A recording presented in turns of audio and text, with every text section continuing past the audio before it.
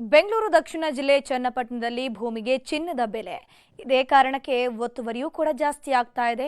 ಜನಪ್ರತಿನಿಧಿಗಳ ಹೆಸರನ್ನ ದುರ್ಬಳಕೆ ಮಾಡಿಕೊಂಡು ದಂಧೆ ಮಾಡಲಾಗ್ತಿದೆ. ಈ ಕುರಿತ ಒಂದು ವರದಿ ಇಲ್ಲಿದೆ. ಜನಪ್ರತಿನಿಧಿಗಳ ಹೆಸರಲ್ಲಿ ಭಾರೀ ಗೋಲ್ಮಾಲ್, ಅನಧಿಕೃತ ಬಡಾವಣೆಗಳಲ್ಲಿ ಅಕ್ರಮ ಖಾತೆ. ಇತ್ತೀಚಿನ ದಿನಗಳಲ್ಲಿ ಭೂಮಾಫಿಯಾ ದಂಧೆ ಮಾಡುವವರ ಸಂಖ್ಯೆ ಹೆಚ್ಚಾಗುತ್ತಲೇ ಇದೆ.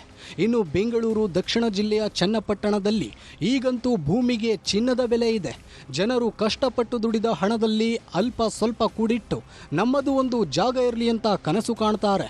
ಆದರೆ ಇದನ್ನೇ ಬಂಡವಾಳ ಮಾಡಿಕೊಂಡ ಕೆಲ ದಂಧೆಕೋರರು ಅನಧಿಕೃತ ಬಡಾವಣೆಗಳಿಗೆ ಅಕ್ರಮವಾಗಿ ಖಾತೆ ಮಾಡಿಸಿಕೊಟ್ಟು ಮಕ್ಮಲ್ ಟೋಪಿ ಹಾಕ್ತಿದ್ದಾರೆ.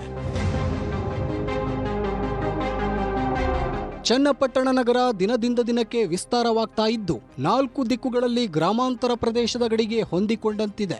ಹಾಗಾಗಿ ಸಹಜವಾಗಿ ಎಲ್ಲೆಡೆ ಹೊಸ ಬಡಾವಣೆಗಳು ನಿರ್ಮಾಣಗೊಳ್ತಾ ಇವೆ. ಇವುಗಳ ಪೈಕಿ ಕೆಲ ಬಡಾವಣೆಗಳು ನಿಯಮಾನುಸಾರ ನಿರ್ಮಾಣವಾಗಿದ್ರೆ ಬಹುತೇಕ ಬಡಾವಣೆಗಳು ಅಕ್ರಮವಾಗಿವೆ ಅನ್ನೋ ಆರೋಪ ಇದೆ. ನಿಯಮ ಅನುಸರಿಸಿದ್ರೆ ಲಾಭ ಕಡಿಮೆಯಾಗುತ್ತೆ ಅಂತ ಭೂ ಮಾಫಿಯಾದವರು ಅಡ್ಡದಾರಿ ಹಿಡಿದಿದ್ದಾರೆ. ಇನ್ನು ಇಂಥ ಡೀಲ್ಗಳಲ್ಲಿ ದಲ್ಲಾಳಿಗಳು ಅಧಿಕಾರಿಗಳು ಶಾಮೀಲಾಗಿದ್ದಾರೆ ಅನ್ನೋ ಆರೋಪ ಕೂಡ ಕೇಳಿ ಬಂದಿದೆ.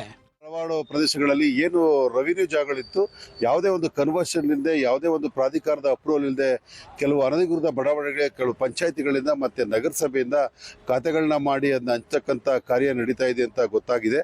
ಅಂತ ವಿರುದ್ಧ ಕ್ರಮವನ್ನು ಕೈಗೊಳ್ಳಲಿಕ್ಕೆ ಪ್ರಾಧಿಕಾರ ಈಗಾಗಲೇ ಆಲ್ರೆಡಿ ನೋಟಿಸನ್ನು ಕೊಡ್ತಾ ಇದೆ. ನೀಲಸಂದ್ರ, ತಗಚಗೆರೆ ಸೇರಿದಂತೆ ಕೆಲ ಗ್ರಾಮ ಪಂಚಾಯಿತಿಗಳಿಗೆ ನಗರ ಪ್ರದೇಶದ ಆಸ್ತಿಗಳು ಸೇರಿವೆ. ಬಡಾವಣೆಗಳ ನಿರ್ಮಾಣಕ್ಕೆ BMICPA ಪ್ರಾಧಿಕಾರ ಅಥವಾ ನಗರದ ಯೋಜನಾ ಪ್ರಾಧಿಕಾರದ ಅನುಮತಿ ಸೇರಿದಂತೆ ಭೂ ಪರಿವರ್ತನೆ ಕಡ್ಡಾಯ.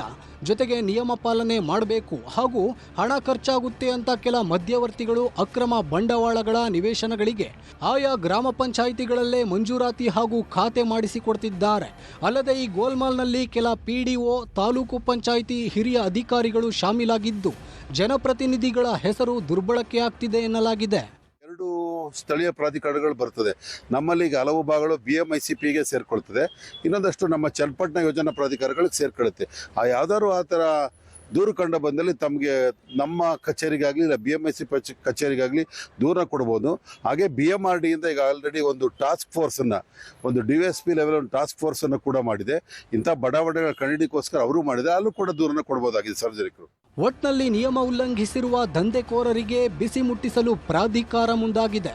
ಆದರೆ ಜನರು ಯಾಮಾರಿ ಅಕ್ರಮ ಬಡಾವಣೆಗಳಲ್ಲಿ ನಿವೇಶನ ಖರೀದಿಸಿದವರು ನೆಮ್ಮದಿ ಕಳೆದುಕೊಳ್ಳುವುದಂತೂ ಪಕ್ಕಾ. AT Venkatesh Prabhu, news 18 Bengaluru Dakshina.